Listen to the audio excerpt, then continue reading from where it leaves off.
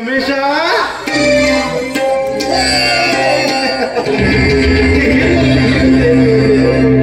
ಚಿಂತೆಗೆ ಸೋತದವರು ಯಾರು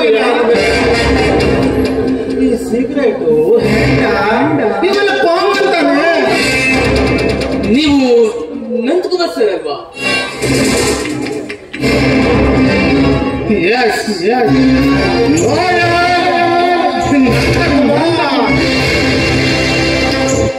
ಅಂದಾಗೆ ಲಾಯರಿಗೆ ಬಂದಿಲ್ಲ. ಹಾಗಾದ್ರೆ ಪಡಬೇಡಪ್ಪ. ಅದೇ ನಿನ್ನ ಬಾವು ಇದಾನಲ್ಲ ನನ್ನ ಬಳಿ ಬಂದಿದ್ದ. ನಿನ್ನ ಮಾವನ ಮನೆಯವರು ನಾವು ಸಂಬಂಧಿಕರೇ ಅಂತ ನನಗೂ ಗೊತ್ತು. ಅದೇನೇ ಇಲ್ಲಿ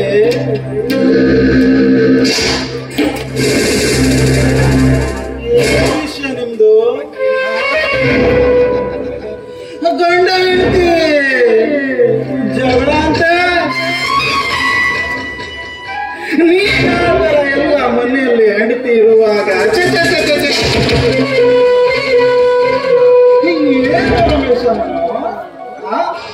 ಪರಸ್ತ್ರೀ ಸಹವಾಸ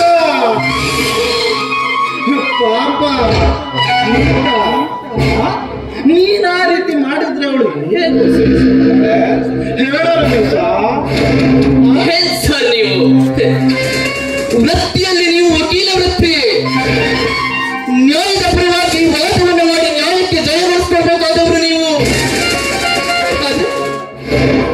ಹಿಂದೆ ಮುಂದೆ ತಿಳಿಯದೆ ನನ್ನನ್ನೇ ತಪ್ಪಿತಸ್ಥನನ್ನಾಗಿ ನೋಡ್ತಾ ಇದ್ದೀರಲ್ಲ.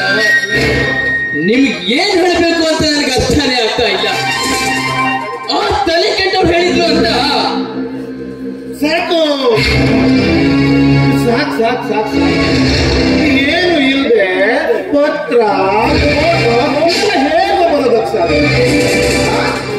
ಅವೆಲ್ಲ ಇರಲಿ, ಮುಂದಿನ ವಿಚಾರ ಹೇಗೆ?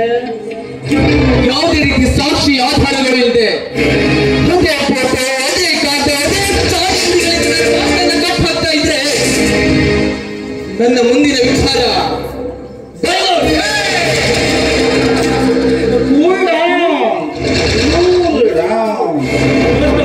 ನಾನೀಗ ಲಾಯರ್ ಆಗಿ ಹೇಳ್ತಿಲ್ಲ, ವಿದೇಶಿಯಾಗಿ ಇಂಥ ಕಡೆಯಿಂದ ಸಂಬಂಧಿಕನಾಗಿ ಹೇಳ್ತಾ ಇದ್ದೀನಿ. ಸ್ವಲ್ಪ ಯೋಚನೆ ಮಾಡಪ್ಪ.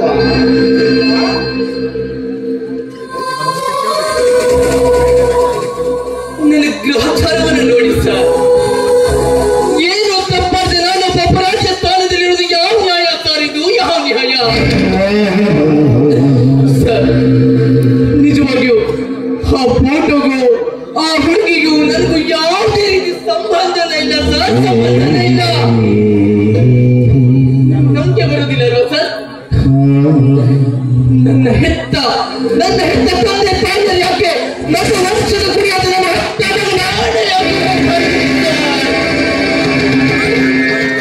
ನಾನೇನು ತಪ್ಪು ಮಾಡಿಲ್ಲ ಸರ್, ನಾನೇನು ತಪ್ಪು ಮಾಡಿಲ್ಲ. ನನ್ನ ಗೀತಾಳ ಸಂಸಾರಕ್ಕೆ ವಿಷ ಹುಟ್ಟಿದವರನ್ನ ಯಾರು ಅಂತ ಶೋಧಿಸೋಕೆ ಬಿಡದೆ ಮಾತಾಡ್ತಾ ಇದ್ರೆ ನನಗೂ ಕೂಡ ತಾಳ್ಮೆ ತಪ್ಪಲ್ವಾ ಸರ್? ಏನೋ ಮಾತಿನ ಬರದಲ್ಲಿ ಡೈವರ್ಸ್ ಅಂದ್ಬಿಟ್ಟೆ. ನಾನು ಹಾಗೆ ಮಾಡಲ್ಲ ಸರ್. ನನ್ನ ಗೀತಾಳನ್ನ ಕಳ್ಕೊಳ್ಳೋ ಆಸೆ ನನಗಿಲ್ಲ ಸರ್, ನನಗಿಲ್ಲ. ಏನೇ ಆಗ್ಲಿ, ನಾಳೆ ನಾನು ಅವ್ರ ಮನೆಗೆ ಹೋಗ್ತೀನಿ, ವಿಚಾರ ಮಾಡ್ತೀನಿ.